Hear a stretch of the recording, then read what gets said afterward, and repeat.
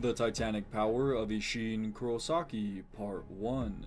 Isshin Kurosaki, the Soul Reaper who fathered Ichigo Kurosaki, the former captain of Squad 10 of the 13 Court Guard squads, and the eldest known member of the Shiba clan. As a noble Shinigami who can trace his bloodline to the primordial founders, Isshin was born with an immense amount of spiritual power. However, even amongst those Shinigami of noble bloodlines, Isshin and his Engetsu are extraordinarily powerful. While the full powers of Engetsu are still unclear, the raw power of its Shikai was put on display against the artificial hollow created by Sosuke Aizen, the captain-level hollow clad in black armor known as White. By using his own blood as a catalyst, Isshin is able to breathe flames into his blade, and wield enhanced flaming Getsuga Tenchos. Though despite knowing the hollow would lose the battle, Aizen interfered and slashed Isshin in the back to prohibit his Bankai release, as the unknown Bankai of Engetsu,